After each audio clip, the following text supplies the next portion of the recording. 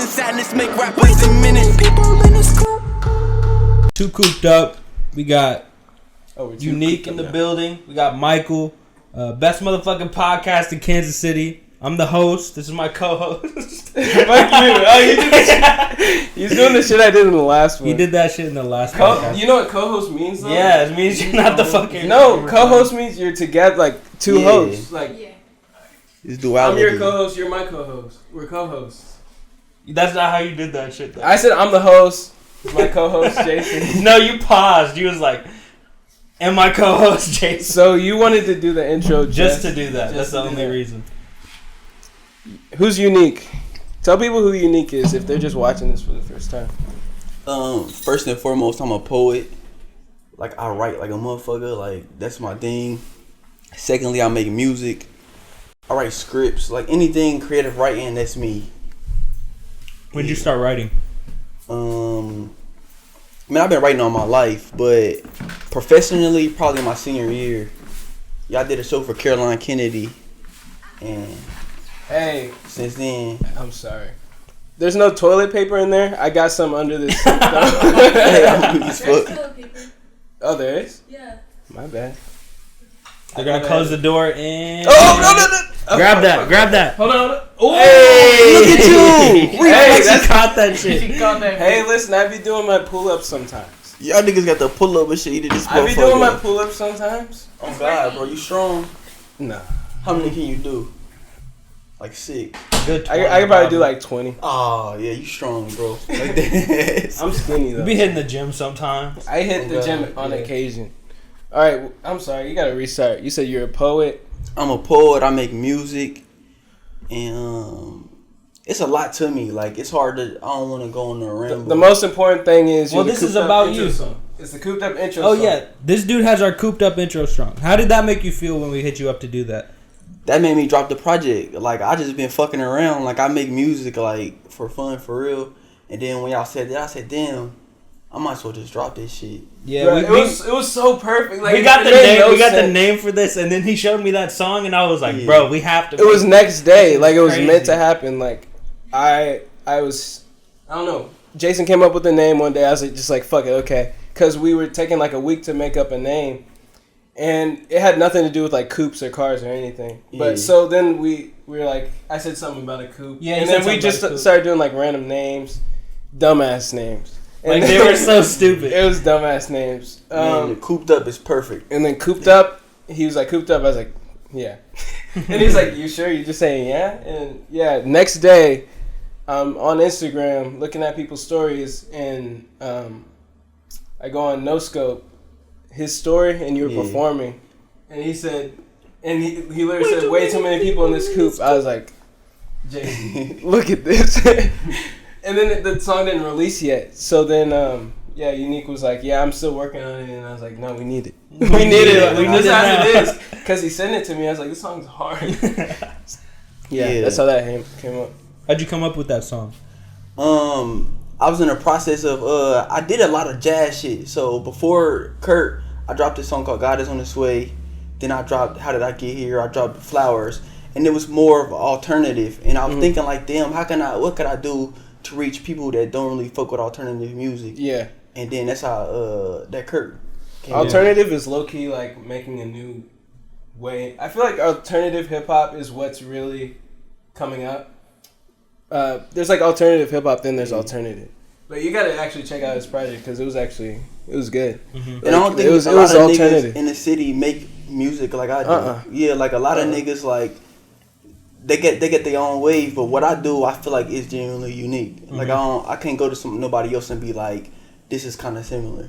Yeah, for like just the purpose of me wanting to know, just cause it's our intro song. Like, what was step by step? How did that song come to place? Right, so it kind of tells a story. So God Is On His Way was me first saying like, damn, I want to rap, but what message do I want to get across? And genuinely, in my heart, I do feel like I am kind of a messenger of God. I think we all are in a way, you know? Mm-hmm. So I'm like, I want to show people that I do have that God in me. And I did it.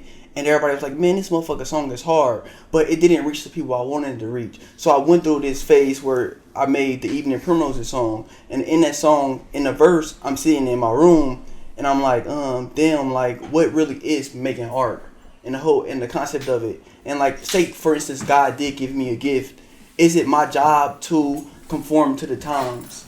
Like, should I, if God was like, bro, I need you to reach people, what is it my job to try to reach people instead of just making art for me? And Kurt was like, damn, like, the question I asked was like, if who would want to like rule this world? Like, who would want to be the king of this world? If there was a collective of gods that set up in a table in like heaven, which one would brag about being a god of this world?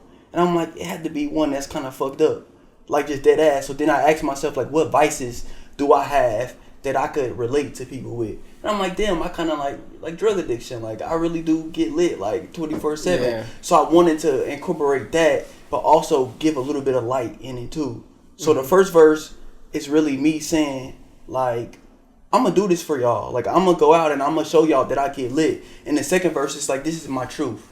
Like, honestly. And Kurt Cobain's is like just really like fucking beautiful. His story was just like hard. And he is that like perfect like ideal of consumerism. Like what consumerism did to Kurt Cobain's was just like perfect for this moment that I wanted to display. Mm-hmm. It's funny that you say like that the person, the god or whatever that would have to like want to claim this world would have to be kind of fucked up.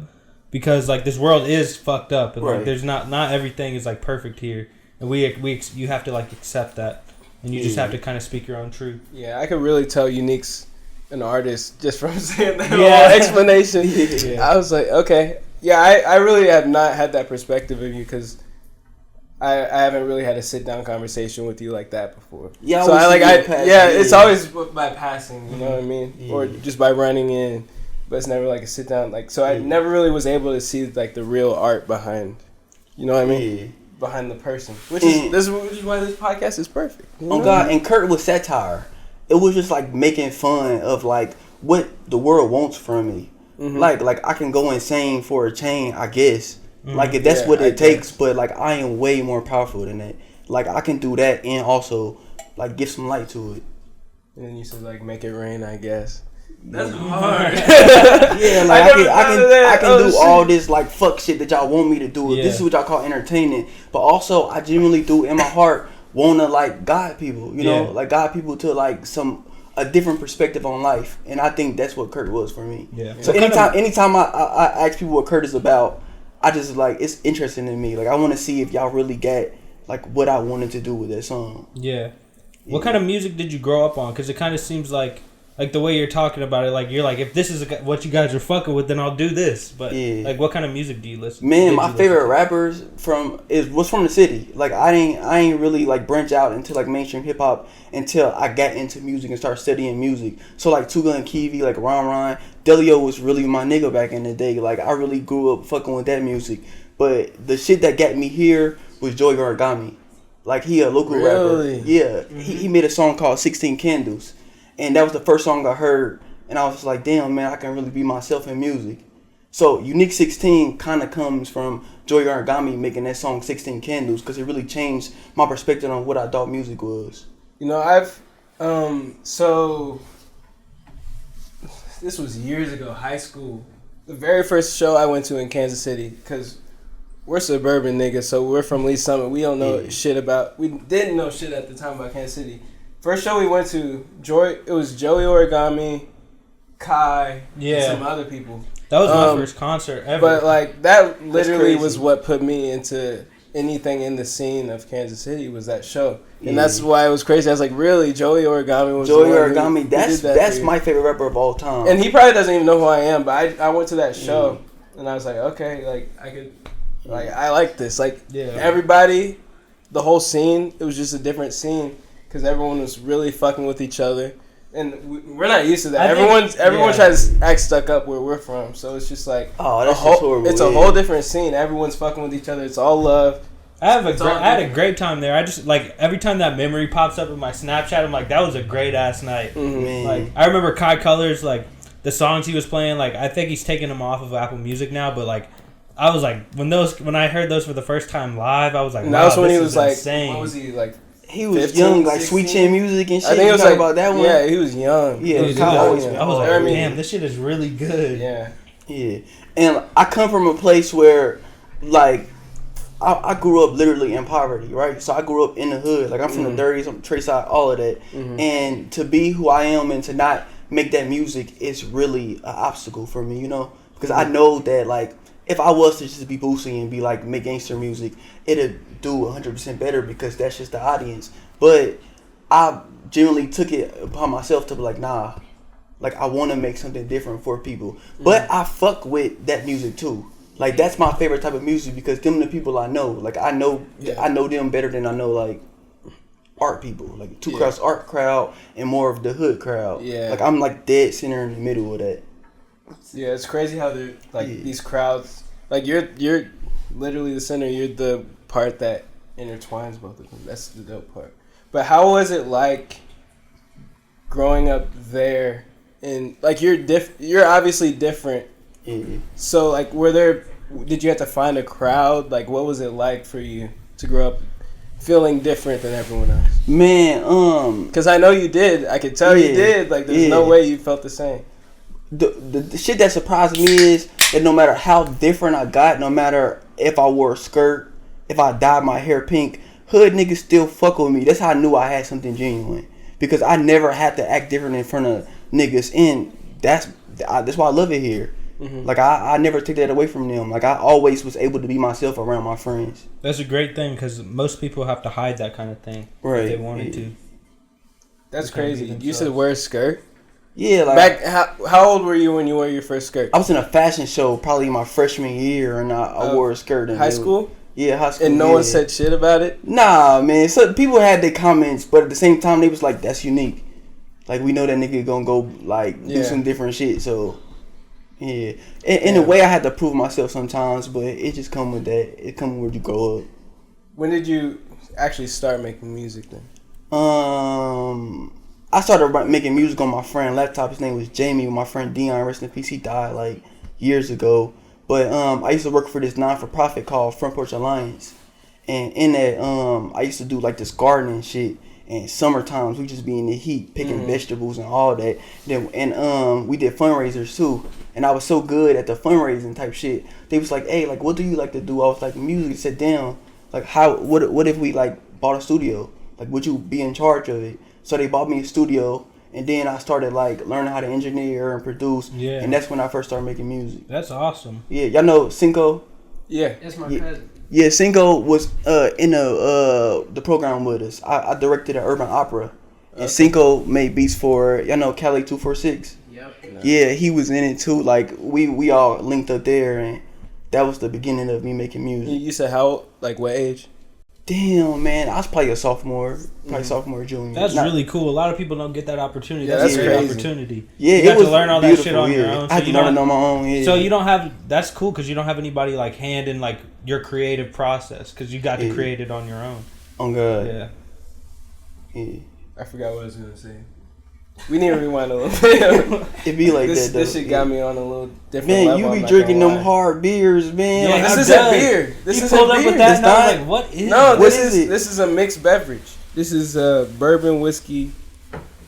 Fuck. Beer. Too many. Nigga said whiskey, like cause that's not can. beer. If it's in a can, that's fucked up. That's not beer. Whiskey comes in a glass. Bourbon Smash Fling. Hey, shout out to Boulevard.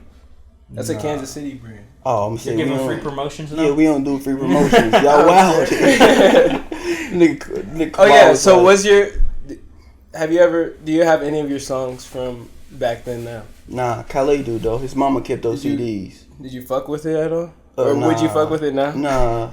I listen to it for nostalgia. Like, damn, man. What type of, like, what area were you, like, rapping in at that moment? It would be the same. I feel like I've been consistent. It was always? Yeah. Okay. But I had this really light voice.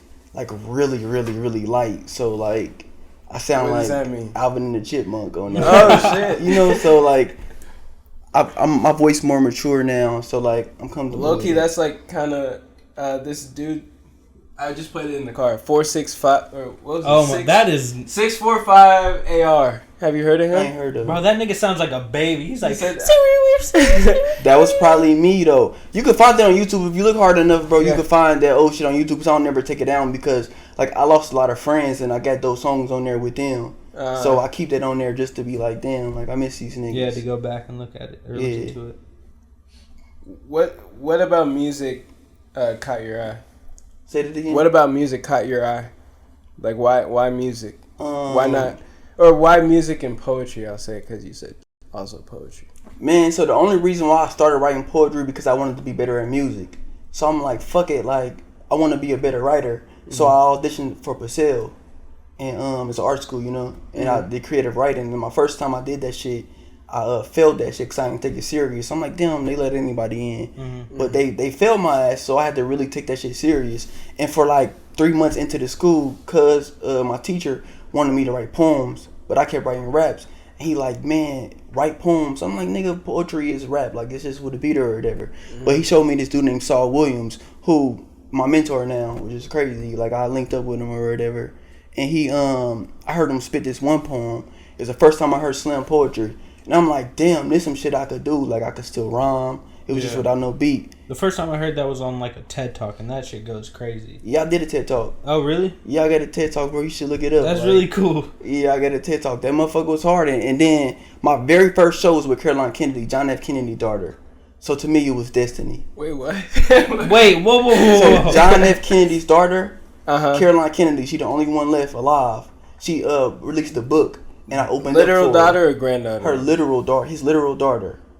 Okay. Like her mom just passed. I opened up for her at the Unity Temple on the Plaza, and that was my very first show of just poetry. That's so cool, bro. Yeah, what was she doing? What was she doing? She released a book, like a children's book, to like with stories and shit. Okay. You wanna know how she was? Yeah. Paranoid. Okay. She was She what? was paranoid. Yeah, she didn't let no adults come and see her. She only talked to kids because all her family got assassinated. Like all the Kennedys were assassinated, Yeah. so she's like really, really paranoid. Was she born when that happened? She's probably way young. She old now. I can't When really her- remember. Yeah, but but look, her uncles got assassinated. You know, the only one who didn't get assassinated was her mom, but her mom passed. So That's crazy. it's I bet really her. Yeah, That traumatized her as like a she didn't want to talk to no grown-ups. Like they couldn't be in the room when we had conversations. Oh my god.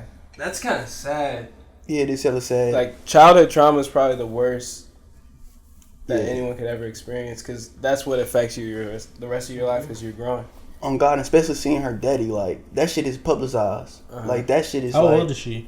She's old. just How I does don't she even look wanna like? do that to her. How does she look like? She looked nice. Like she looked didn't nice. look old. She looked like, to me, she looked like she was in her 40s or 50s, but it been a minute. Mhm. Like I And ain't. you're like, okay. She Miss gave me her Kennedy, card and you're like, everything. okay, Like Miss she Kennedy. said, like hit me up. Like colleges, whatever you need, just hit me up. I got you. Like that. That Was that ever a route for you? Huh? College? Did you ever want to? Man, I got Pursue a anything offer for a full ride to the University of Madison, Wisconsin, fucking with poetry. Mhm. I ain't do it though, cause I was torn. Like poetry was really like put money in my pocket, so I was just like, I'm not fucking going to college. What do you mean poetry? What do Is you- put like rap? You put Nah, money poetry. in- Like poetry. I teach classes at colleges. Oh, really? Yeah, That's last so year cool. I did a year. I did a tour in museums. Mhm. I linked with this professor, and he drew pictures about the shit that happened in St. Louis. I wrote poems to him Mhm. for it. So every time that exhibit would change, like all across the country, I would Yeah. go with it. So is it like people your age that you're teaching about? One time when I was like 18, 19, I'd go to shit like Grandview Mhm. and like Lee Summit Northwest and shit like that, or whatever, Lee Summit West, and I'd teach in them, but I was like, it was odd because them niggas was like a year younger than me. Yeah. But now I do churches too, you know, like I Mhm. can go to, they hire me to go to churches and shit like that. Wait, did we tell you we went to Lee Summit West? Nah, Okay, we went to Lee Summit West. you know Ogechi? Oh, Fudu? Yeah. Oh, yeah. I was her coach. Like I coached her with Oh, poetry shit, and that's shit. crazy. Yeah, Yeah, she this- was in my grade. Yeah. Yeah. That's really crazy. Ogechi's my man. Like she My doing it big right now in In Atlanta. Atlanta, right? Yeah, like I seen her Yeah. numbers. Like she really fucking it up. Yeah, she was real cool with my cousin, so yeah. Damn, Yeah. that's crazy. Yeah, man, poetry, it's some money in that, man. I know niggas who, bro, my mentor, Saul Williams, just got into it with Jay-Z. Like, he responded, Jay-Z responded, he sent them an email, and they was arguing about it. So, like, it's some shit out there, man. About like, what? capitalism, like. Okay, so it was like a political type conversation. Then Saul was on Breakfast Club, and he was talking about. He said that the one thing we need to do as a society is stop worshiping niggas just because of how much money. Oh, he was they on got. Breakfast Club too. Yeah. Who is this? Did he call out Saul Jay-Z Williams or something? Yeah, because Jay-Z said that I couldn't help the poor if I was one of them. And then Saul Williams was like, well, thank God Asada Shakur didn't think that way. Or Harriet Tubman or all them, or we would never got nowhere. Mm-hmm. And Jay-Z emailed him like, hey, man, like, make sure, like, when you are speaking on me, it's not about criticism. And them niggas was into it. Well, who are you to say what somebody can talk about you? Yeah, that shit was wild, bro. How That somebody shit. can talk about you. Yeah, like it no was matter crazy. how much money you have, there's always going to be criticism. But the fact that Jay-Z people are responded. like that if you talk about them, like even if it's on a good light. Yeah. Oh. Yeah, you know what I'm talking. Nah, but the fact that Jay-Z responded is something. This man's a billionaire. It's so weird that like you can talk about people on a good light. Like it doesn't even matter or no light at all. You're just like, it's just like something about them. It's not even negative. Like it could even be positive. Like you're helping the person out, and like I don't know. It's so weird how they'll just cancel that out. Nah, the fact that Jay-Z responded meant it touched him somewhere. Yeah, that meant something. That must to have him. really touched him. He's a for him to billionaire. go out of his way. He yeah. probably doesn't have a lot of time in his day, and that. And the fact that felt He's like had he his needed to whole respond life, to his that. whole life Okay. dealing with hate, his whole life dealing with everything, but he decided to respond to that. That's crazy. But it was an interesting conversation, though. Saul Williams helped on Heartbreaks and 808s. So Saul Williams and Kanye are friends. Yeah. Wait, okay, so I want you to talk about who this person is, because I have He no said idea. this is his mentor. Yeah, but your like, I teacher want put more. you on to I that. want- Saul, like, I Saul wanna know Williams more about is Saul Williams. he's like damn near the godfather of slam poetry. I might be disrespecting some people when I say that, but to me he is. Okay. And it's a type of poetry that I do that he coined it. Like the type of poetry that I do, he was the first person to introduce that into like the competitive scene of poetry. Mm-hmm. What is the competitive scene of poetry? Some bullshit, to be honest. It's like you go in front of a crowd and some judges score you from 1 to 10. Really? Yeah.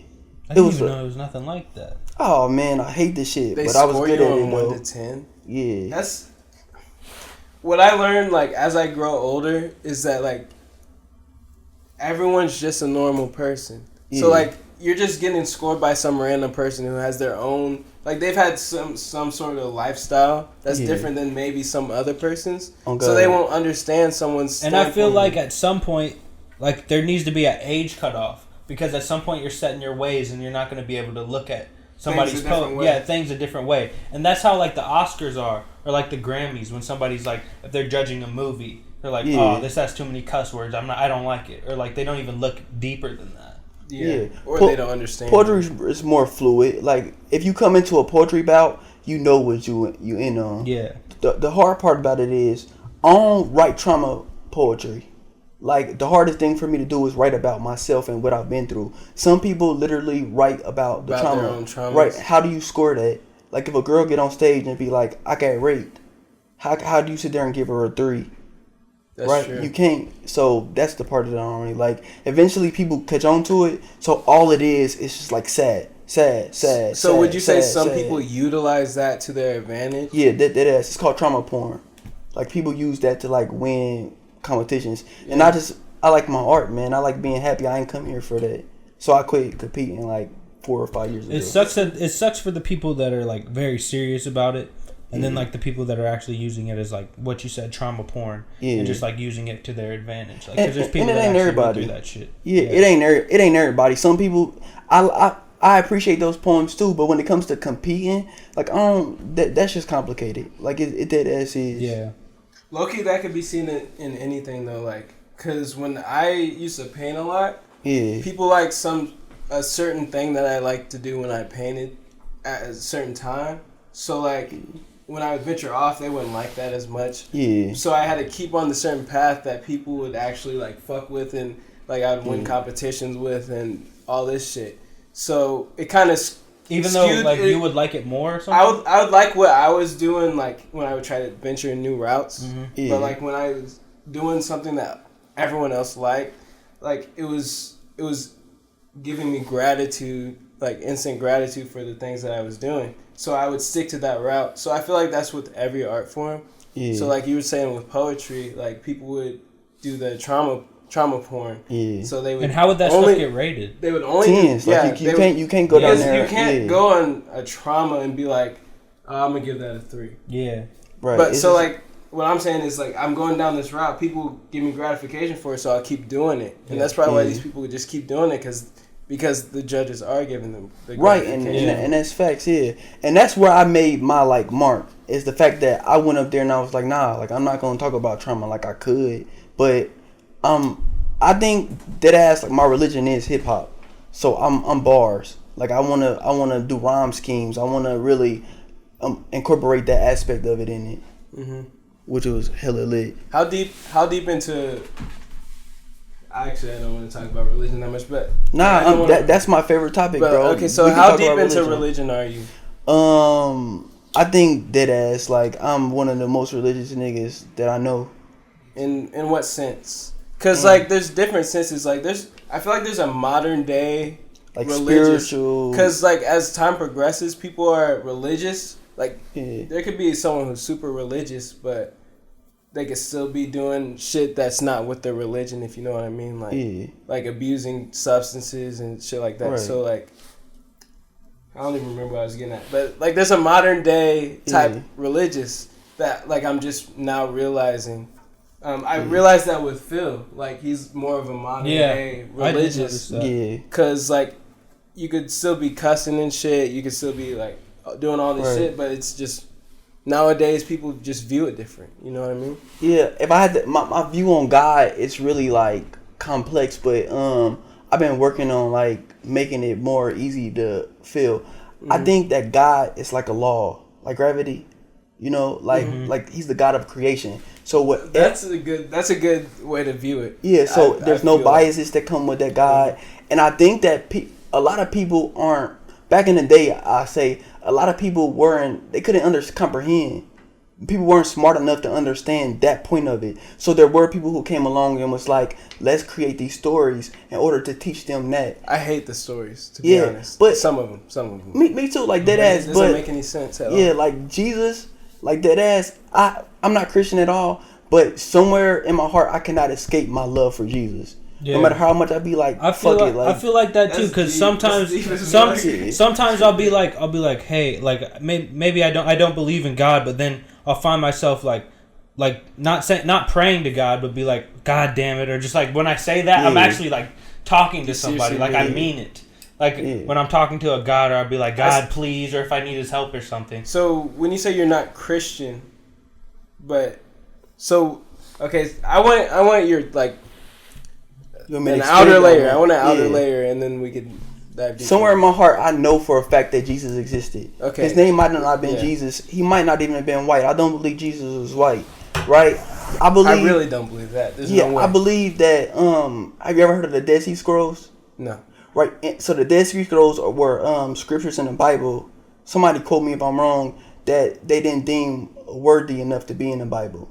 So like prostitutes made them, like people who weren't like holy made them. And in some of those books, Jesus literally say, "Don't worship me, like I'm the Son of God, but y'all are too." Like Jesus taught His disciples to do miracles. So Jesus was just like a blueprint for man. Like I heard this good quote. It said, "Jesus pointed us all in the right direction, but Christians have been staring at His finger the whole time."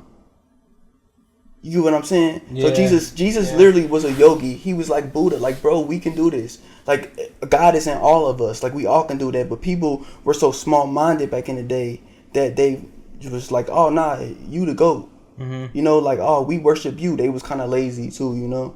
So, low-key, you have your own ideology. I'm finna turn this shit into a cult, and we finna get lit. Because, look, that's like, I seriously believe that Jesus existed. He did, yeah. There's just scriptures in the Bible that make no sense. It's complete mythology. They were old. Because like it's saying like parting of the Red Sea or feeding the whole village with a fish and bread, but like I don't know, bro. Symbolism. Some of that shit. Yeah, I feel like it could be either symbolism.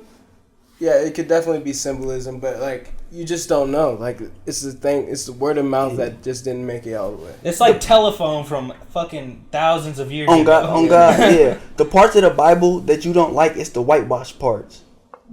So I believe genuinely that white people got a hold of the Bible and used it to their advantage. So some of that shit is bullshit.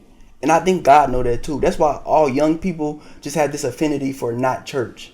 Right? Like niggas. When's the last time you went to church? I go to this place called the Center for Spiritual Living where they teach all religions. Okay. So I do that constantly. That's cool. Where's that at? Yeah, it's on 39th by that Chipotle and shit. Mm-hmm. Yeah, so they teach all religions. Like every week we learn something new from different religions. It's by the Chipotle KU. By KU. KU Med. Yeah. It's on that same tree called the Center for Spiritual Living. Shit. It was this dude named Dr. Chris Michaels. Shit was beautiful, bro. Like the most. I would go there, meditate every morning, and then he'd teach us about like God and stuff. But my beliefs is I think we all have God in us because we have the ability to create. That law of creation, we all have that. And I think Jesus was trying to tell us that back in the day. And I think, like, I'm working on this project right now that will show that Jesus was a nigga. Like, Jesus was like us. Like, if Jesus was born today, then he only hung around prostitutes. But that's true. Like, it's true. But like, it's just how he said it was. Jesus was on the corner slinging verses, bro. He was slinging verses. Like dead ass. It's true. Yeah. Jesus was literally a nigga. Like he had dreads. Like he could have been a SoundCloud rapper. That nigga went platinum like 10 times. Low key. Back then. Yeah. What do you believe? Do you believe like the die on the cross and like all that? Like, is that more of the whitewash stuff you think? That's realistic though. Like he could have died on the cross. Like people were fucked up. People were guillotined 400 years ago. Of course, they would nail someone's hands to a cross, and that's like satanic. That was they hanging shit. Yeah, like that's crazy. That's the part that people really were got me here. lynching. People are still lynching, but people were lynching 100 years ago. Of course, they're gonna nail someone's hand to a cross. 2,000 years. Imagine those times like that shit happening today. Like I can't imagine if like I lived back then. That'd be like I'd be on the run. Man, I'd be on the run. Yeah, we would have been dead. I don't even know. Niggas too fluid. Like even having thoughts like us right now, like talking. If somebody hurt us, like the wrong person hurt us, we'd be just like him up on the cross, hands. And I think dead ass, bro. Like if we living in a simulation right now, I think Jesus was that blip in the simulation to try to get things better. Yeah. And the fact that he didn't succeed, I think the simulation is pushing out more Jesus. You think that a lot of live in a simulation, or is that just? I believe that it could be possible. I believe it could be possible. Yeah, but back to the cross. Back to the cross. The shit that got me to like really look at Jesus. I was reading the Bible, and when he was on the cross before he died, he was like, "God, why have you forsaken me?" And for years that shit plagued me. Like, why the fuck would Jesus say that? You know, like according to Christians, what they believed in, Jesus died and he knew everything, and it took me like a while to really understood why he said that shit. And that's where my love from Jesus came from after that line right there. Because like when he was on the cross, if y'all think about it, like I don't want to get too religious. He was just a normal person. Like, he was the most evilest person ever. Yeah. Right? Like when on the cross, when Jesus died on the cross, he took in everybody's sins. So at that moment, he was a rapist, a murderer, like a child molester. I never thought of it like that. Yeah, and like when it comes to hell, right? God didn't make hell. That's one thing that like niggas misconceive. Hell is to know that you God loves you and he'll never love you again, right? So it ain't that God gonna send you to hell for sin. It's God cannot exist around sin. It just literally can't exist. It's not up to him. Like if in his presence that shit burns. So Jesus not sinning, he talked to God every single day. And the moment he got on that cross and he became the evilest person and brought all those sins in, that shit, he couldn't hear God no more. So he was sad. He like, damn, like you finna send me to hell like that ass. This nigga, Unique's a pastor. Nah, I'm getting ready for this cult I'm finna start. For real, dude, all cults end in no, like, but look, a man fucking a woman and like it all becoming sex. That's how all cults end up being. The sex part is definitely gonna be a part of my cult. So like that's not we not hiding that from the jump. Maybe that I thought be successful. Most cults end with the drugs, but we beginning with the drugs. Let's talk about drugs. What drugs have you done? I ain't never done heroin. I ain't never done. I ain't never done a white people shit.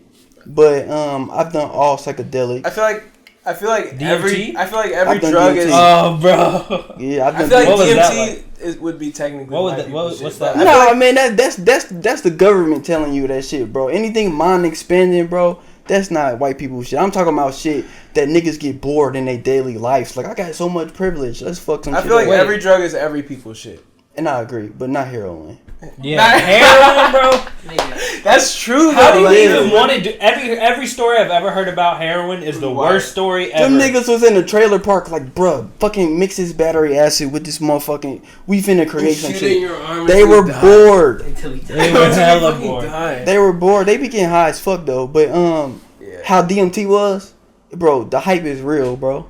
Is it really? Yeah. Oh my god! I hate people saying this shit because I don't want to. I really don't want to do it in real life. But why though? In real life, because like in reality, like weed is enough for me. Like, you know, I feel like weed is powerful enough to be like, okay, this is cool.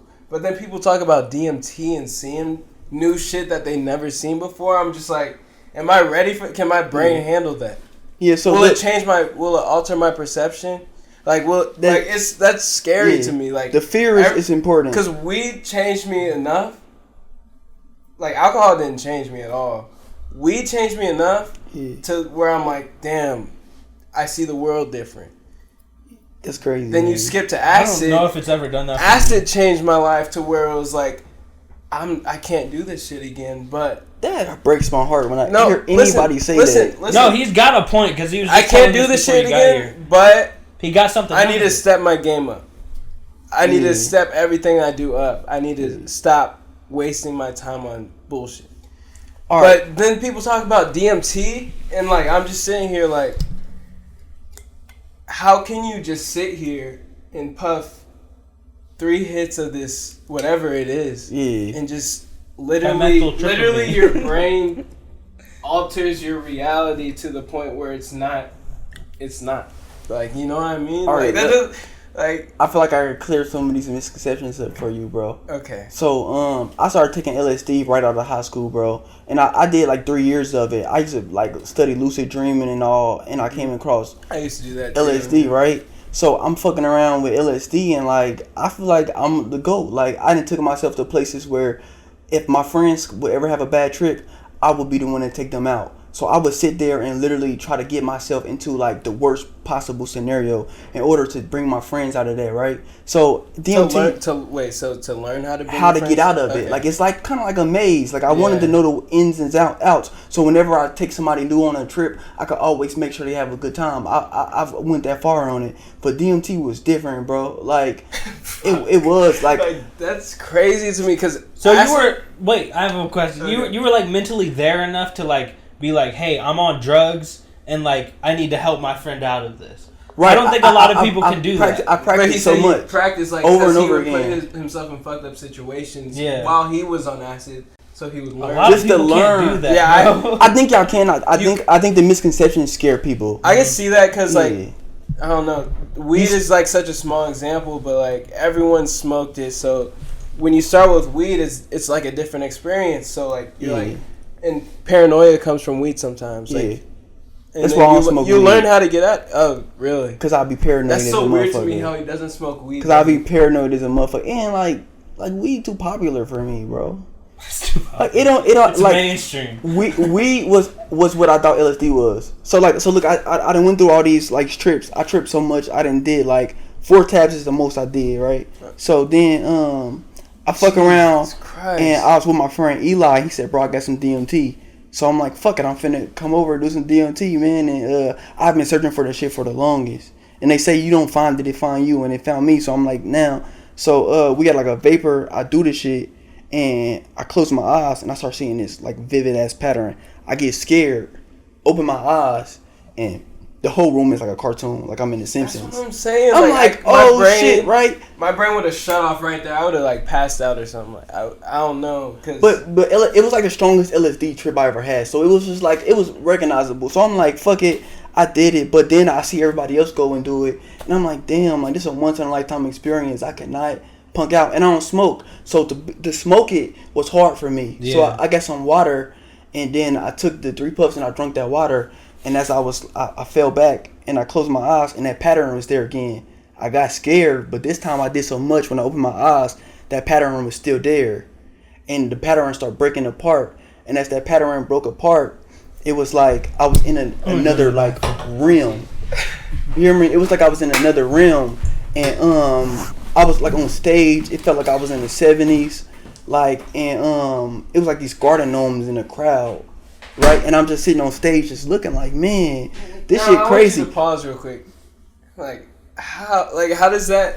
I don't know. You were able to like mentally think about this and be like, oh, this is actually happening, or was it like your mind was taking you?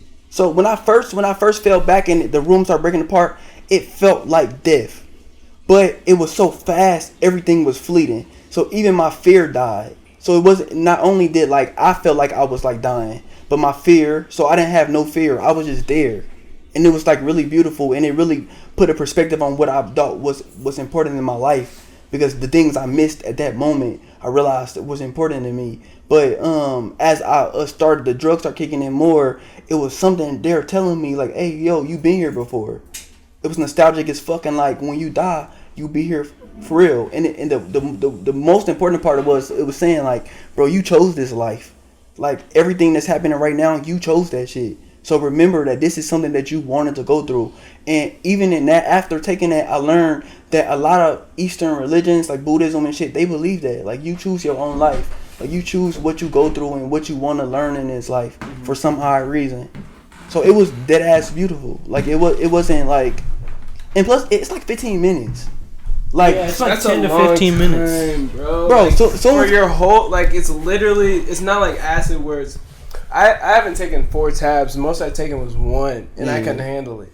So like, I don't know what, bro. I think you just might be listening to people, bro. I don't know. Did you? No, get I don't scared? listen. Wait, what'd you say? You just listening to people, your conceptions of it, No, bro. It was me listening to myself. Yeah, like, it wasn't me listening to people because it was my first time, and I've never done it since. Yeah. So like, it was like, I don't know, me telling myself, like me seeing things in a new light. It was it was positive and negative. It was negative experience, but it was a positive outlook on the experience. I don't know, man. I don't believe I can't imagine if I did 4 tabs. The more you do, the more it kills the part of you that's scared. The part that's scared is the part that's telling you like, yo, I don't want to be on drugs. But the more drugs you do when you're under the influence of those drugs, dude, and that's the scariest concept. That's the scariest the more you do, the better it'll get. That's what I'm scared of. That's the scariest. I'm a bad influence. I apologize. No, you're not. It's just not. like it sounds like you're being real, but it's just that's a scary concept for like a lot of people. It's really you heard ego death, right? Yeah. So the part of you that's scared is the ego. The conscious part of you that's like, why are we on drugs? This is different. Like so ego death takes that away. Like now it's just literally being born into like a whole realm. And this is the best part about LSD is the niggas who created iPhones and all the technology are on LSD. Steve Jobs was on LSD when he made an iPhone. Silicon Valley right now, they microdose LSD. Them niggas on LSD every day, coming up with the most beautiful shit that we have ever seen. So there is good to it. I know definitely that there's good to it because when I learned so much after I did it, I tried to make sure I focused on myself and like paid attention to making my life better, succeeding at the end of the day, and like concentrating more on things I had to do and to get to where I want to be and shit like that. Right. It was just people perpetuate LSD as something that's like just it's a bad. visual experience, you know, it's like not, a hardcore visual experience like on movies and shit. That's what I was expecting. Yeah. And when I got this heavy ass body experience, I tell you that I was just like over it after 30 minutes because the first 30 minutes I was cracking up laughing. I'm not gonna lie, I thought everything was funny, but then I was like, damn, this is 8 more hours. Yeah, man, like 8 more hours of this. I feel like you was around the wrong people, man. Anytime I hear people have bad LSD experiences, I just be like, damn, I wish I was there, man. We would have kicked like a motherfucker. Because it really is beautiful, bro. Like, that shit is like the most beautiful thing I ever experienced in my life. Like, I think more besides people, DMT? Nah, LSD is LSD is... It's 15 minutes. Like, DMT is 15 minutes. Like, it ain't really LSD. LSD is like... It's fucking life-changing. Like, you go through it. Like, it teaches you to appreciate details. And what kind of effect does LSD or DMT have on your music? I wrote "God Is on His Way" on LSD. Really? And that was on your project? Yeah, so "God Is on His Way." That song is about me tripping, and I was teaching myself how to get out of this. Like if I ever have a bad trip, I can play "God Is on His Way" and it'll remind me how to get out of it. What about like poetry? How does like the people that like judge poetry, do they like look at you differently because you've done this? Nah, they understand that I'm different. Uh-huh. Yeah, and if you ever get a chance to listen to my poetry, it's psychedelic. It always been there. Like LSD only was like, man, it's just me times like 2. Yeah, It's 2. Yeah. When I was describing it, I was saying it was like me after smoking weed times 10. 100. Oh yeah, you. Yeah. I said times 100. Yeah. He said times 2. Yeah, all my friends be like, bro, how are you mind blowing on a drug that's supposed to blow your mind? Like, how are you still like you and on LSD? But like, I didn't took LSD with the most gangster niggas, and them niggas loved it. It feels. So my main problem was it feels like the chemical. Like it feels like a chemical's taking over my body. You said it's like a mechanical. It's like a mechanic. Like I feel like. Yeah, I feel like I'm a mechanic. Like a chemical is in my body and it's just making me feel like uncomfortable. Like I can't sit down and be like. Yeah. I don't know. I feel that part. I can feel. But how I also don't like being out of my mind. Like I don't like being out. That's of my mind. ego, bro, and that's just something that you really have to understand. Like it's me. Like, and I guess drugs ain't for everybody, but once you realize that, like, this shit is really harmful. Like, bad trips are for white people. It's for people who've been privileged their whole life, and any type of struggle will fucking throw them off a cliff. Yeah, so if you have enough, like, fight in you to realize that, damn, I'm on a drug. Like, this motherfucker gonna go some places that I might not want, but I just let that shit pass. And we be cool. Ketamine was crazy. Ketamine was just like, I thought I was asleep, but I was woke. It was just like, it was boring. Mushrooms. Do you like mushrooms? Or you like acid better than mushrooms? It differs. Like sometimes I'd rather do mushrooms, sometimes I'd rather do LSD. What's the real difference? Mushrooms remind me of the past. Like I feel like I can communicate with all my ancestors. LSD is like the future. Like I can like on a rocket ship or some shit. Mm-hmm. But mushrooms make me miss like my grandpa, and I feel like I can hear them. Like sometimes I feel like I can hear his voice in mine on mushrooms, like little shit like that. It's like kind of beautiful to know that I got these people living in me, you know. Yeah. And my grandpa's last name was Cooper, right? So when I say like way too many people in this coop, it's me saying that all my ancestors are kind of like in this coop, you know. Damn, we would have never. We were literally like cooped up. That's why we want this song, and he's got such a deeper meaning. Yeah, and that it was satire. It was supposed to be every line in there. You could flip it to both. It could be like, this nigga's getting fucked up, or this nigga really trying to like decipher some problems of life. Or, we solely were looking at it because that was our name. Yeah. What's funny is though, like, someone sent me a song by Lil Tecca, cause he said, or it was called like Coop or something, and then I heard yours, and I still picked yours over his. That's like, love. way harder, bro. I'm sorry, yeah. bro. And then like, we gotta get like a new intro in, so you know, I don't know. We'll figure something out. But yeah, drugs, crazy shit. I can't really fuck with drugs that heavy. I can't fuck with weed. I could. Like I cannot smoke weed. Like, what about weed is so bad to you? How do you get paranoid on weed? You just gotta not smoke as much as you're smoking, and then gradually do it. That's what they say. I used to smoke all the time, like dead ass. But I remember one time I was at a party and I started smoking. And I realized that this shit different. Like whenever weed got legal, I was like, what the fuck? Like whenever they legalized weed, I'm like, hey, this is not what I've been smoking. Okay, so how much do you like smoke a whole blunt? Like what do you do? What have you done? Sometimes if I'm around the vicinity and I smell smoke, I would get paranoid as fuck.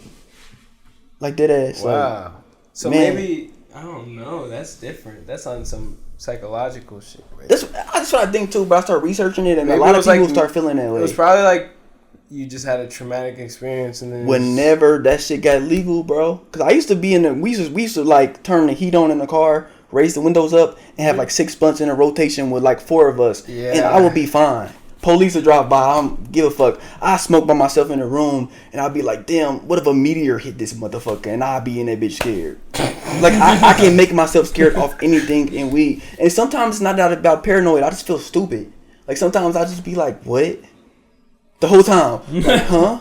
I feel like you just gotta find the right scenario, because the only time I really smoke is at night when I'm about to go to sleep. Yeah. And like I'm chilling watching TV. Yeah. But people like will face a whole blunt. Nah, I'll just hit a few hits and then like be like, bro, I know I'm chilling. people Wait smoke. like 30 minutes, smoke some more maybe, Yeah. and then like just wait a few more minutes. And it's just more like a chilling, like you're just chilling, rather than people smoking a whole blunt and going in public and just standing there. Like, Yeah, that shit is a superpower to me. I be like, damn, how y'all niggas be doing this? Man, I hit one of her blunts the other day and I was high for 3 days. 3 days. I hit it like once. Like, I smoked once and then I woke up high, had some cold ass dreams, went to sleep. Like, Cold ass dreams, went to sleep. yeah, man, I fuck with my dreams, man. I can never remember my dreams.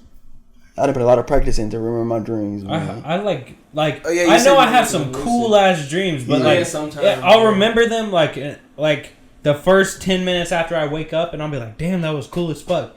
But then like as the day goes on, I forget it. Yeah, I taught myself how to remember my dreams. I need to write it down. Yeah, I taught myself how to alter my dreams too. So anytime I'm like I be in scenarios and then shit be going wrong, I'll be like, what the fuck? Then I just like give myself superpowers just for the fun of it. Bro, the Give myself first time super- I remember For real, that, like, I heard that you is. can actually do that. I remember the first time that ever happened. I was like having bad dreams, like back to back, and my dad was like, I was like, I had this bad dream. This dude was like coming after me, and I couldn't do anything. And my dad was like, just turn around and hit him. Like, why don't you just do that? And literally the next night, I had the same dream, and I did that. And like, I was like, why haven't I been doing this the whole time? It's And, like, it was so like, easy. You can actually alter your Like, you dreams. can do that shit. Just I studied that shit. The first time I found out it was ideal, I cried. The first day I learned what lucid dreaming meant, I just was in tears. Like, damn, this heaven. But when we die, we just gonna be dreaming infinitely, and we gonna be able to do. That's what you think's gonna happen when we die? Hopefully, I don't want to go nowhere and be. What if it's just black?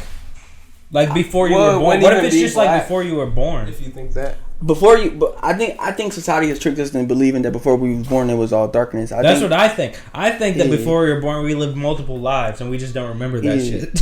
Yeah, So you believe in reincarnation? yeah. Kind of. That's what that means. I know, but like I don't know what I believe in, honestly. I really don't either. What's the percentage of like water in our bodies? Like 90. It's like, 60 to. It's like 60 to. I thought we're like 80% water. 60 to 70. 75. Yeah, I believe that death and like life is the water cycle. I believe that death is a river. That all the streams of consciousness is in this river. And when the precipitation is us living, and dying is the falling part. So whenever we die, we go back into that stream of consciousness. I believe that all of us, in a way, are one. You know? That's yeah. You know, I hate talking about this because I don't know and no one knows. And that's fine. Yeah. But it's fine. But you wish you knew. But like at the same time, if you knew, how would life change? If you knew what life was about. Because you couldn't go tell everybody because they would be like, what the fuck are you talking about? Like if you really knew what life was about, life would be way different. It would is be now. very lonely, Like, I think.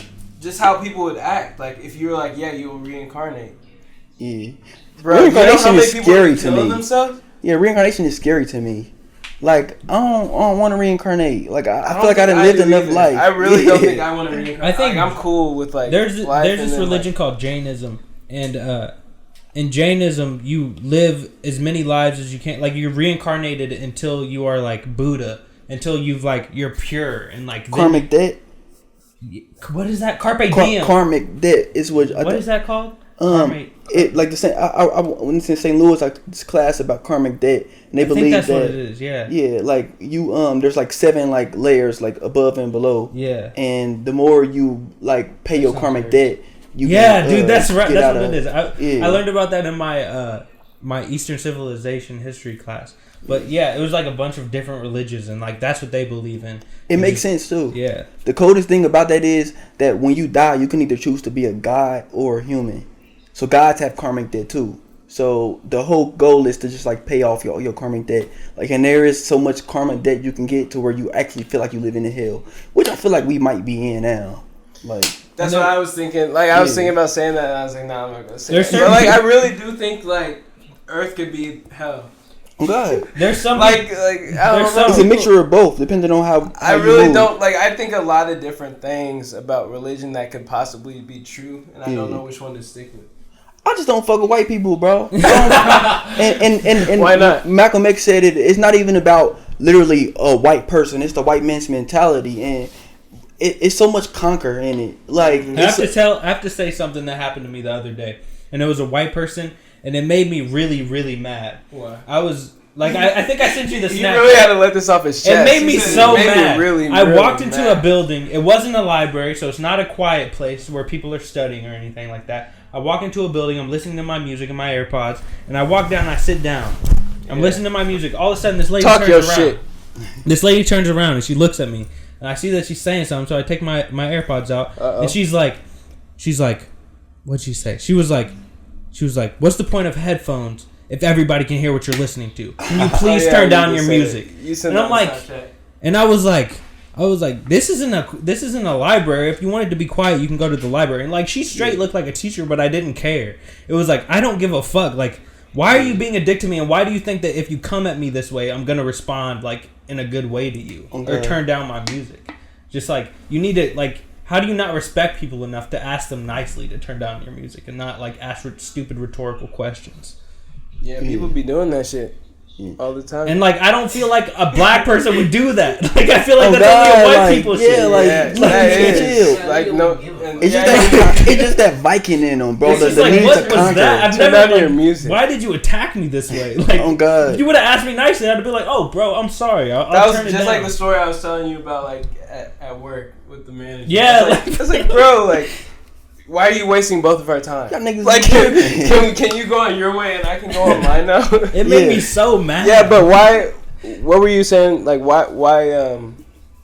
You said something about white people. Oh no, it's just a conqueror. It's just the ideal of, like, Malcolm X said that black people can have that white man mentality too. That was his like last message before he died. Yeah, and it was weird, bro. I was writing, and sometimes I write and I just be blanking out. And I wrote this like cool line and was like, your God still lies in his tomb. He met his doom. No whitewash perceptions. And what I really didn't know what I meant by that. It was just some shit that came out. But I've been reading this book by Elijah Muhammad called The Message to the Black Man. And in Islam, they believe that Jesus was a prophet and Jesus did die. And he was just one of the many prophets that came. So in a way, I kind of like had that in me to be like, yeah, like y'all niggas is kind of like manipulating us with Jesus. Like Christians are really saying like, oh yeah, Jesus was the one true God, and he said this, even though he really did. Jesus was Jewish. Jesus didn't say be a Christian. You know, like why the fuck they want us to be Christians and Jesus wasn't? I don't want to knock nobody's religion. I apologize if you feel that way. But what the Honorable Elijah Muhammad was saying was like, bro, they finessing us. Like this some white people shit. Like what made why come they want to promise your heaven when you die?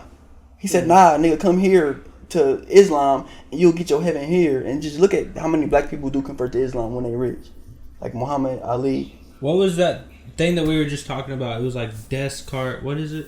What? Karmic debt? Karmic debt. That's another thing about Jainism that I think is cool. It's just like sometimes when like people that are like Jain or like they're in the Jain religion, they go into like, well, first of all, they think that like if you do anything, like if we're sitting on this chair, we're hurting this chair. Oh God. Like those are the type of things they think. If you chew your food, you're hurting your food. So a lot of people in that religion, they'll go into like jobs that are like cutting diamonds or something, because like the least harming thing you could do is like hurt a rock. It's like so they're cutting rocks. So that's like their job path. They pick their job path from their religion. And I think that's really cool. cool. Crazy.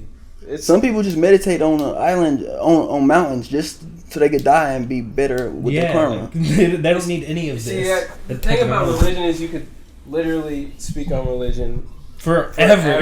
Like, because it's literally what we're built on. That's what opened me up was that Eastern civilization class. There's so many different. Now, personally, I think religion is kind of like the built religions that we have are kind of constructs to keep each society to be a certain way. Yeah. That's what I feel like. Because then it takes away people's ability to like really think about, oh wait, is this really true? Like people just set them from childhood to be like, this is the way of thinking. I think it's a little bit of both, because some people are genuinely lost, and that's what Christianity does right.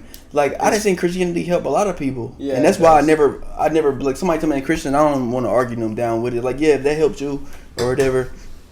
But I don't know. It is dead ass complicated, man. That's why it is. I just think it's time for new religions. I think all religions came from the worship of the sun. I think that the sun is the reason why. And some certain person took it a different way. Right. And their expansion of their way gained a certain audience. Yeah, and but God could be all of those things. You know what really fucks with me though is black people never had Christianity until. That's a lie. Christianity started in Africa, man. Like dead ass. No like, way. They had Christianity in Africa. That's what I'm saying. The parts you hate about Christianity is the white version. I don't hate it. I just think that's strange. You should hate Christianity. Strange. We all should. I have something after you guys are finished. Okay, you can go ahead. I don't want to talk about Christianity, or I don't want to talk about religion anymore. I have something anyway. Okay, I think the weird thing about religion is we are so quick to deny, like most people are so quick to deny other religions if it differs from theirs. But like how you feel about your religion is how other people feel about the religion. Like we're all atheists until it comes to our religion. We're denying so many other gods. Yeah, that's like, facts. I fuck with that. That's crazy. Yeah, that's a good place to end on too. Thank you. I'm just saying, look up Islam, bro. It's the Nation of Islam. Yeah, just like the Muslim, the Quran. Like that shit is fire. Like that's the only religion that had the Big Bang in it. Bro, they hate white people so atheist. Is that true? What, the Nation of Islam? Yeah. Low key, they hate white people. Everybody or atheists are just like, I don't know. They just take it one God further. Like, and they take it one God further. Like, instead of believing in just one God, they don't believe in any. They all like that's the only difference between like a Christian and an atheist. They take it one God further. Bruh, fuck. I don't know, man. And that's like, what's that dude? What made you paint your hair, color your hair pink? Oh man, it was an impulse. Impulse. Yeah, what type of impulse? I was just like, fuck it. When I was like, man, I want to do something different. So I got to... Hey, before you go in there, can you help me out with something? Yeah. Can you hand me one of those things in the yellow box? Yeah. Thank God. Yeah, man, I had pink before. Like, I dropped the tape for a while, and then my hair was pink on that.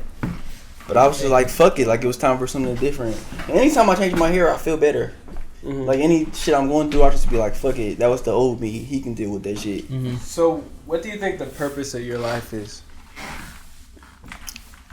Man, that's a deep ass question. This is gonna go back. I don't want it to go back to religion. I feel like this is gonna go back to religion. If it does, just skim across it, please. He hates religion. I really don't like talking about religion because it could go on forever. It can, yeah. Like my purpose of my life, man, is literally just to create. Like, and the root of all it, I'm a Taoist. It's not a religion, so you good. Like I believe in balance. I believe that like whatever is supposed to happen will happen. Like I'm just going with the flow. And I feel like I done did a good job going with the flow. I need to look that up. Where the yin yang symbol come from? When I think about the purpose in life, I think it's just to be the best person you can be. Yeah, but like that's objective, I think that's all you. I think that's all you can do. I don't even think it's be the best person. I think it's just live the life that you got. You got to be nice. What consciousness gave humans was the ability to choose what you wanted to do with your life. So what you doing with your life is the purpose of what your life is. Oh man, I hate philosophy. Consciousness. No, I just hate consciousness in general. Like, I'm saying, if you think of consciousness, scientists can't even prove why consciousness is a thing. Yeah, and at the same time, if you think 200 years ago, scientists weren't even as smart as they are now. Oh God, because like we're never gonna know. That's everything. A lie. But no, it's not. 200 years ago, we were living we weren't even living. Well, I guess not scientists, but Plato. Like, if you're talking about philosophers, like, because that's where science started, is philosophy. Yeah, you think so? But a lot of people, we all have philosophy. A lot of people think that with Plato, like, he's just a precursor, and like everybody's just playing off of what Plato said, and he's just like the smartest philosopher that's ever lived. Like, a lot of this stuff, a lot of what we're saying is Socrates and like Plato. Those people like started this shit, and we're just like talking about. That was the beginning. That was the beginning. That's of the philosophy. real dog. Everyone has philosophies.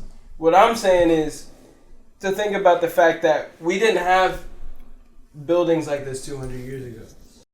We had we had Egypt, and didn't have to be 200 years. That was no. I'm not saying like years, we as black we people. I'm saying we as an Americans didn't. I'm not saying we as black people. I'm saying we had pyramids, and we don't even know how to make those by hand That's today. a misconception. We can do that shit. Yeah, we can do it today. Do you think we can do it by hand today? Nah, they really are coming up with a system to prove that it was doing it. Like people devoted their whole lives. It was really holy. Yeah, they, was like they think that people weren't slaves. They think that they were paid. They were, yeah, but they were like honorable, like paid slaves, I guess. Yeah, they were. Like, I think a lot of niggas slaves right now. They don't know it. Capitalism to is what? slavery. To I capitalism? think everybody's a slave right now. To be honest, we're a slave to money for sure. That's fact. That's capitalism. You have to have money to do anything. We're slaves to perception and life. But you can't say that to like a Buddhist monk or something. You can't say that you need money to a Buddhist monk. So Niggas that's is off weird. the grid. Yeah. They're doing handstands on their head for 8 hours in a day, working on fucking pain tolerance. It's all and shit. perspective. Nah, Which man. is crazy, and they're probably thinking like, what are they doing? Yeah, like what are you guys doing? Working jobs? They and like trying y'all to get niggas money. tripping on God. Like, yeah, like why are you doing this when you got this beautiful world around? Nah, let me move this over here. Nah, man. I've been reading this theory about like artificial intelligence. Mm-hmm. I know. And like move your mic a little closer to you. Oh yeah, and it kind of plays on what I was saying earlier. Like back in the day, like society didn't advance that much. Like now that we are in an advanced society, it's going to advance faster. So like in 5 years, we are advancing more than they did in 100 years, right? So scientists believe that in the year 2060, we're going to have a literal God on Earth. That artificial intelligence is going to be so cold that it's going to be able to do whatever they want. And the thing that they're worried about is that it might not be a good God. And it's going to destroy us. Yeah. That would be crazy. Why do they need us? Elon Musk is talking about that. Elon Musk, Tesla, if they're the dude who's doing this shit with the cars. SpaceX. Like, he's the one who's talking about AI as a scary thing. Yeah, I think that AI should be us. Billionaire. Yeah. He's Elon Musk is a billionaire talking about like because he sees this shit. Like he's working with these cars.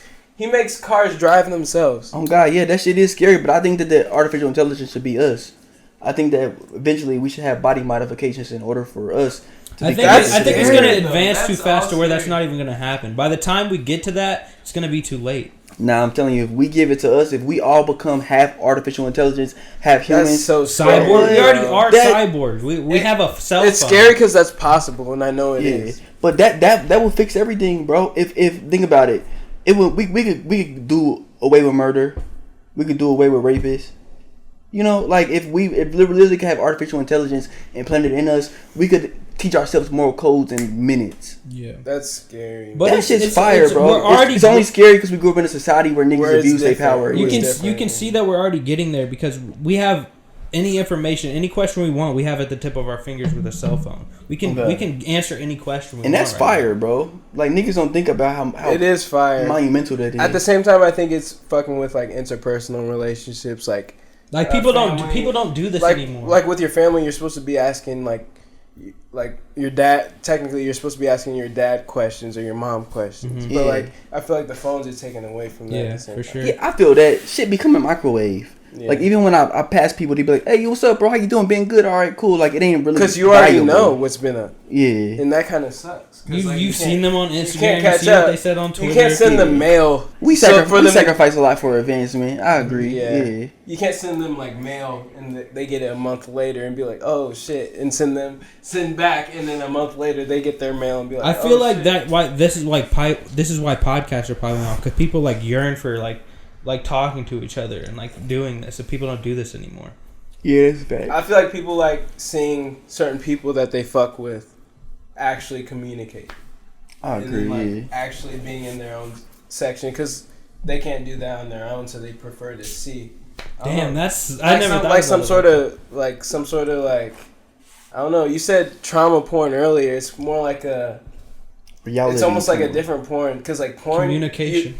In porn, you like think of yourself as in that situation. Yeah. So like they're thinking of themselves talking to this person. That's why people get pissed in the comments if you don't ask. Yeah, because like they didn't. Because they're like, I wish he could ask this question because that's what I would have asked. Yeah. So it's sort of like that. Like it's like them wanting to be in that. I don't even know. I'm thinking too deep. I drank too many of these things. I'm sorry.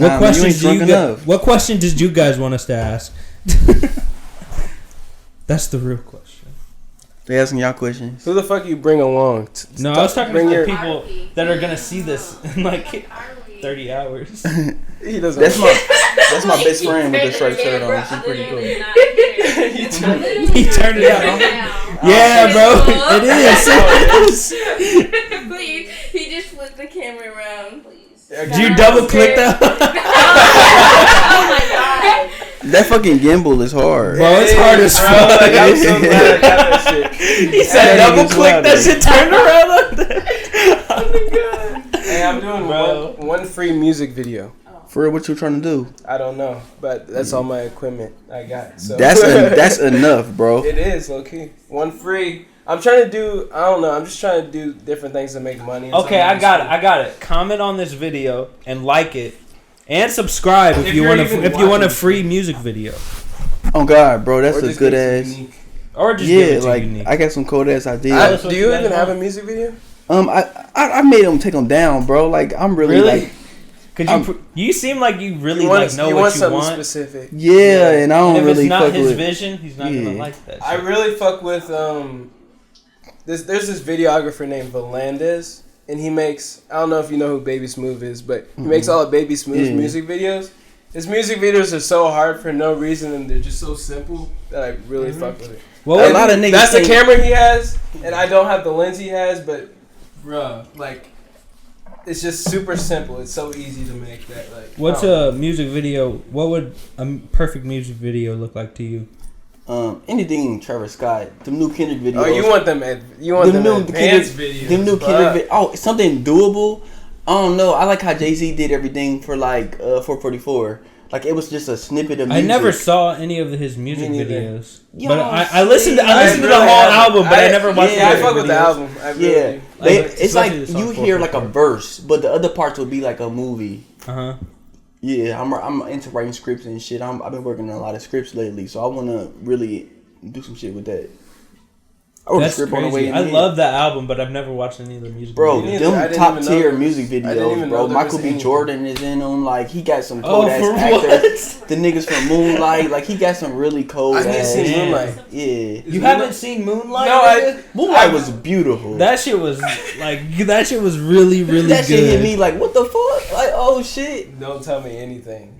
Yeah. I'll watch it tomorrow. The song Moonlight from Jay-Z, it was about how like La La Land was like, they was like La La Land won movie of the year and really Moonlight did it. Bro, And it was yeah. kind of this conspiracy, like they did it on purpose to just take the light away from Moonlight. The first thing I thought about Jay-Z's album was it was trash, but then like as I listened to it, like you really gotta listen to what he's saying rather than the music. That's my favorite Jay-Z album. And sometimes like lyrics can take over the quality of a song, like the quality of a song. Like I don't know, but Did you- that album was actually really good, and I haven't listened to it in a while. I finally watched Parasite. Dude, I watched Oh my that God. shit was so crazy. Don't even. You Have fuck you with heard it? of that? You seen that? I watched it 3 times. Bro. That In the movie theater. it was so Bro, different. I watched that in went the movie 3 theater times. on Saturday. That shit was insane. It was so Yeah. different. It was different. It was good. Oh It was my so God. good. Yeah, it was like 2 movies. Like in one point it turned Yeah. into a different movie. Yeah, It Parasite did. fire. Yeah, like I fuck with Parasite hella. Like I want to watch it again. I've been trying to get her to go see it with me. I wish it again. was longer, low key. Even though it was slow. It was really long slow, but anyways, like I though. wanted it to Yeah. be longer. Like I don't know, man. Yeah, I fuck with Parasite. Like Parasite was like one of the hardest. It deserves the recognition it got. Yeah. Yeah. What do you, what do you think the reason is that so many rappers are dying so consistently? I think that the world faster. It's like, you know how the Forever 27 Club, that all that shit is catching up to niggas faster. The reason why it's a Forever 27 Club because niggas is living a fast paced life. So all them drugs usually catch up to niggas at 27. But now that the world is smaller and faster and there's so much access to more things, that it's just catching up to niggas faster. And you're not necessarily talking about that. Are you talking about like Pop Smoke and shit too? That's Low envy. key, yeah. Yeah, like that was just horrible. Like that was just some shit that fucked. That's You just know, envy. too much access to people. Sometimes you let niggas get too much access to you and that shit end up bad. That's crazy. We've already talked about life and shit, but to think that people will just go for you like that just cause they know where you are. Oh God, bro, you got really nice teeth, bro. How did Me? Or How did they hype? I thought you were talking about Pop Smoke. Oh no, that nigga teeth was. How do they hype themselves up enough to be like, I'm gonna get away with this. I'm gonna go kill this person. Or It's just It's not about like hyping like up. what we were Niggas just talking live about. that lifestyle. Yeah, like we were talking about earlier.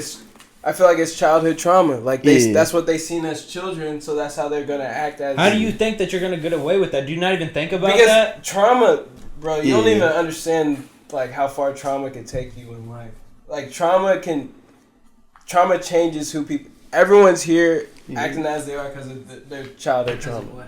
Oh God, like it's niggas. I know real life murderers that I love to death, and that shit is like and they probably love you back too. Oh God, and they love me back, but that shit is just like and that's where I grew up. Everywhere I was, they're cool with how they are. Yeah, and it's regular. Yeah, like it's.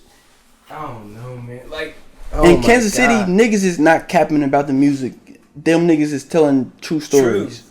And like if you really listen, it's sad as fuck, and it just shout out to like Ashawn. Ashawn's music is just like it just hits on a different level because like he's really talking about himself, but people aren't really listening to what he's saying. Like people are more listening to like the song. Like I spend a lot of time with Ashawn. I feel him. I get where like rather than listening to what he's saying, they're listening to like what it sounds like out here. Yeah. I think people pay attention to Ashawn.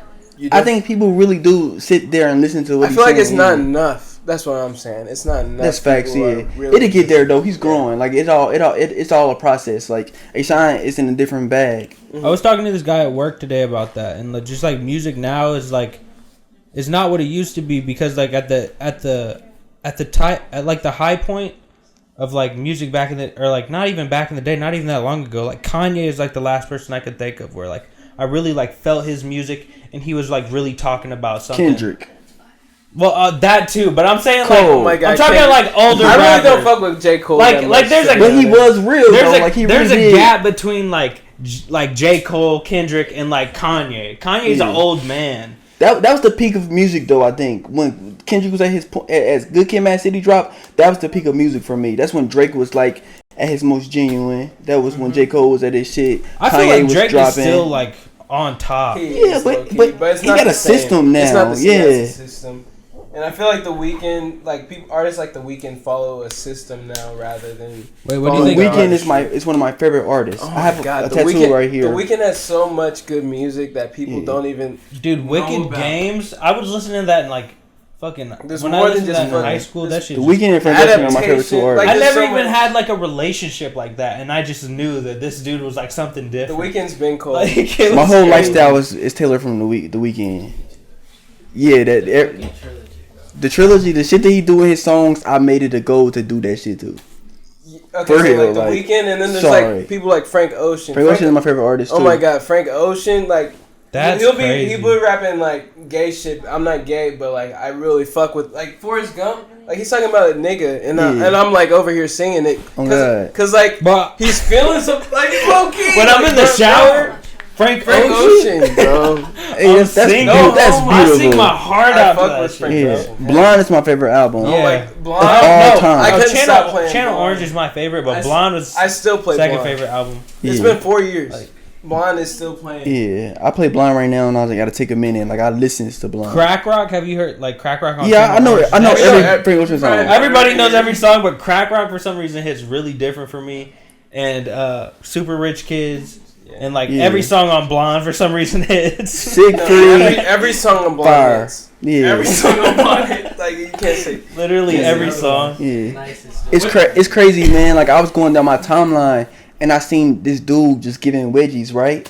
I'm like, when the fuck I follow this dude? So I went. His name was like Benjamin Franklin, and I went to unfollow him. Right? I went Benjamin Richardson. I went to unfollow him. I'm like, why the fuck would I ever be following this nigga? And I thought it was just one of them spam accounts or whatever. I unfollowed him, but I seen he had followed me back. So I'm like, damn, I got some type of relationship with this dude. So I just fucking followed him, and the nigga Frank Ocean was following this nigga.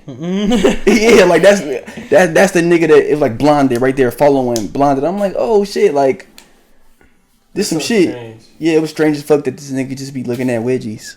He was a wedgie artist. That's what this shit was called. I refuse to like believe that story just because of like how I show it to you whenever, we not. I just can't concentrate on like a wedgie artist. It's like gay art. Like niggas is like use like wedgie. Wear tighty whities and then they take pictures like getting wedgies. Like it's crazy, bro. Like, okay, so you're in a whole nother scene than me. So. It ain't my scene. It ain't my scene. Hey, chill. Not claiming that, bro. Chill. I'm not even saying it like that. I didn't know it existed till like 3 days ago, bro. But it was the fact that I have a mutual that Frank Ocean followed. What's my point of that? Like that's tight. No, I wasn't saying that as like an attack to you. I was saying like, cause like people have different scenes, like cause their explore page leads them to different things. Yeah. And that's what people really don't realize. Like, you'll see someone walking on the street and they won't even think about the same shit as you because of their explore shit just from social media. Oh God. So that's what I was saying by scene. Like it was more like you were probably following a whole bunch of artistic people that happened. He happened to be in that circle somehow or around that circle, and that's fucking branched. Crazy to it's me. It's a branch that like no one else knows about. That's what I'm saying. Niggas is doing wedgies and they getting off. Like them niggas is getting famous for wedgies. Niggas doing wedgies and getting off. Y'all niggas getting off? Nah, y'all niggas. Where do you see yourself in, like, where do you want to be? Where do I want to be? Where do you want to be? I don't know, man. I think I'm happy. I think that if I can just do this at different levels, I'll be cool. Like, I ain't really, like, that's pressed. Good. Yeah. Because, like, literally happiness is the best thing you could achieve in life. Oh, God. And that's what everyone's trying to achieve. Yeah, and I ain't 100% happy, but I ain't 100% sad when that's enough for me. Like, I'm like the perfect balance. Like, I know emotions come in waves. So I'm like, fuck it, it's gonna come and I'm gonna just deal with it when it comes. I think once you know like what sad is and once you've been there, you know where happiness is and you're happy now. Like you're like, yeah, it could be way worse. So I'm cool right now. Oh God, yeah. And nah, man, I grew up in a hood where niggas that's hood wouldn't claim. Like, bro, you grew up on Prospect? Like, what the fuck? Like, it was only prostitutes and shit right there. So I know non-happiness. Like, I've learned to just like love like the worst type of people. So that contributes to a lot of my happiness because I'm like, man, we all could be worse, you know? So I fuck with that. That's crazy. What do you mean by the worst type?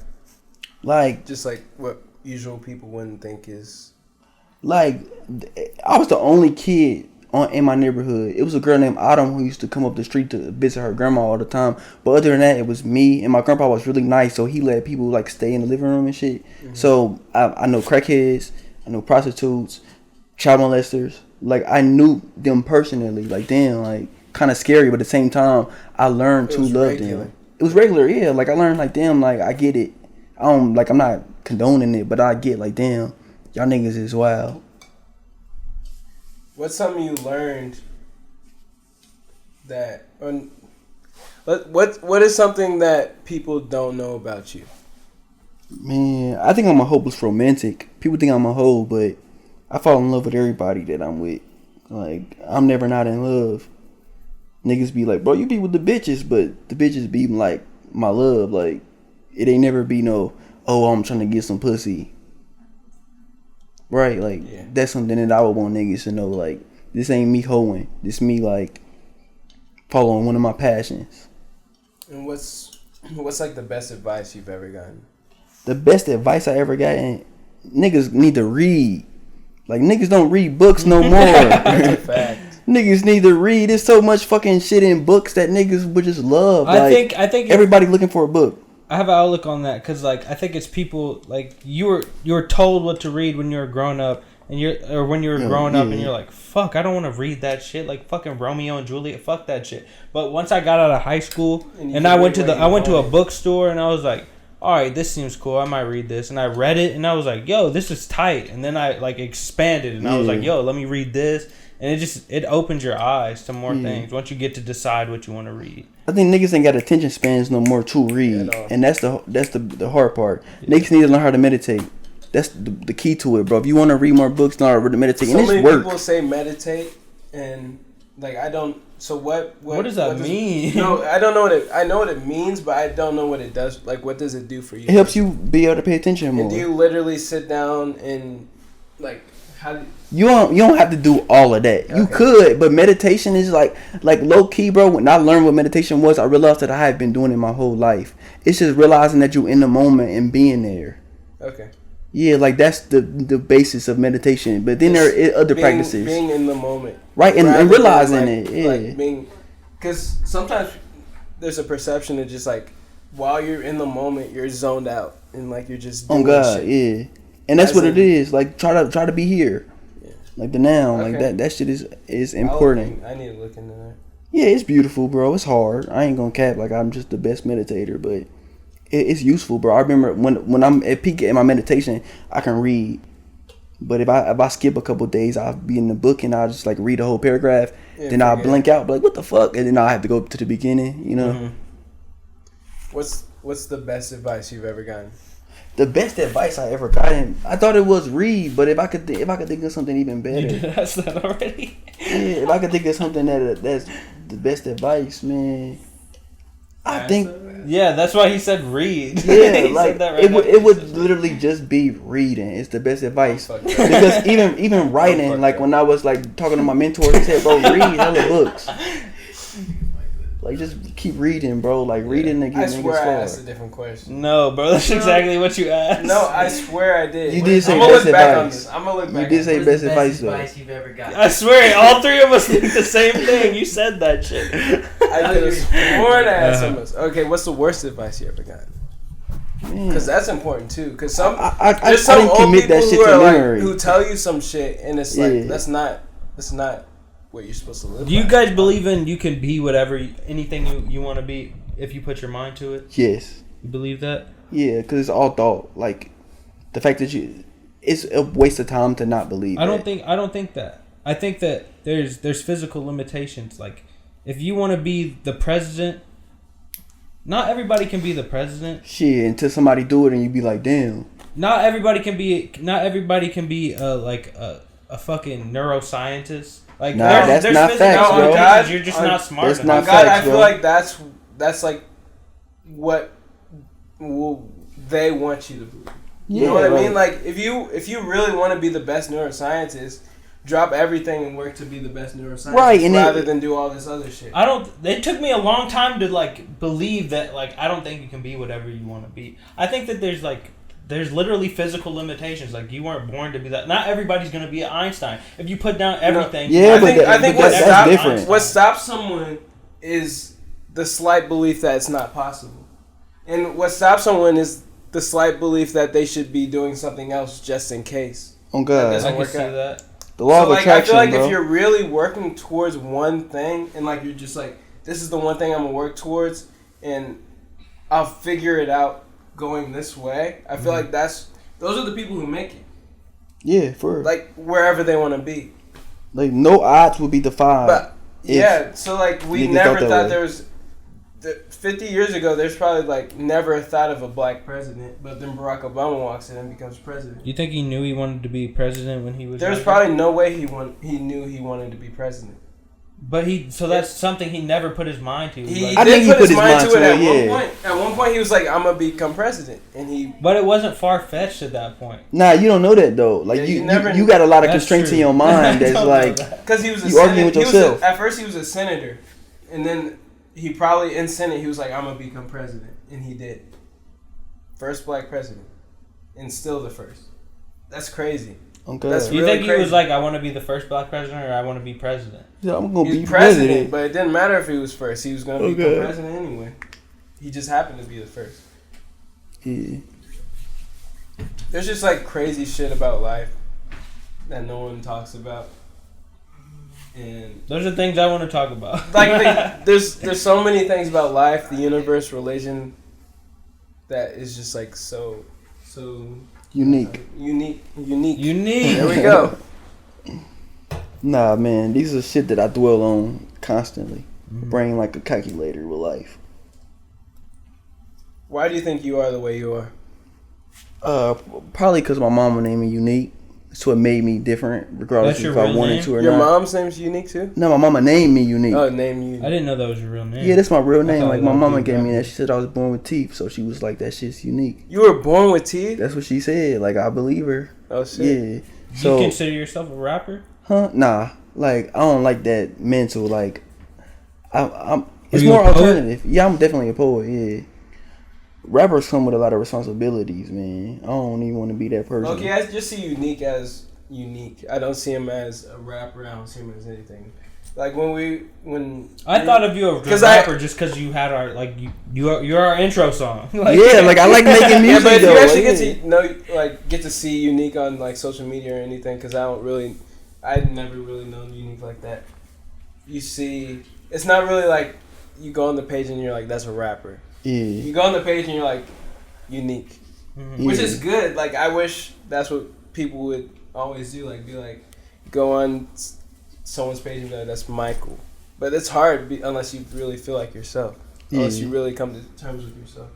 And I fuck with that, bro. I got a lot of people that's close to me because of that. Yeah, that's good. Yeah. It's a good place to be in. I like rapping though. Like hip hop is in my blood. Like KRS-One really taught me a lot. Like I listened to a lot of Rakim. Like I didn't went from the bare bones of hip hop all the way up to like fucking Logic. I'm not proud about it, but I did. Logic has some hard shit, if I'm being honest. Like Under Pressure and Under shit was Pressure. fire. What was that one? It was Buried Alive was fire. Like everything no, back it was then. a song. It was I don't know shit about Logic. dude. It was like where he was talking about his brother and like him being in the hood. It was he had a lot of cool shit, and I'm just saying like I know hip hop. Like hip hop is in my blood. Like that's my roots at the core. So like just rap right now ain't where I wanted to be, and that's not it. It just puts me in a box. I'm not just that. I feel like that's the best mentality to be at, to be separated from a standpoint where people want to be at. Are you gonna close it? yeah. I can close it. This is a good ending point. We gonna end on Logic. We We're gonna end on Logic. What do you want to end on? I'm down. You dropping anything?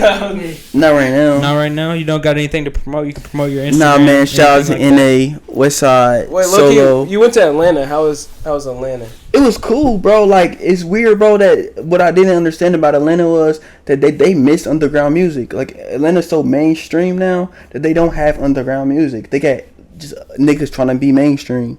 So the fact that when we went down there and they're like, yo, this is the shit, this that Outkast shit. Like this the shit that really birthed music. They don't have that no more. That Outkast, bro. Yeah. Outkast, Being in Atlanta, oh my being in Atlanta and just seeing bums with Balenciagas. Like, bro, Just because they want to be as... just because the niggas is really on, yeah, basically like trying to like be this way. So to see where like damn, like y'all niggas really is out here, like kind of like clout chasing in a, you know, like it was crazy. All right, this is a good ending point. We had Unique on, me and Michael as your host and co-hosts. All right, too cooped up. We out.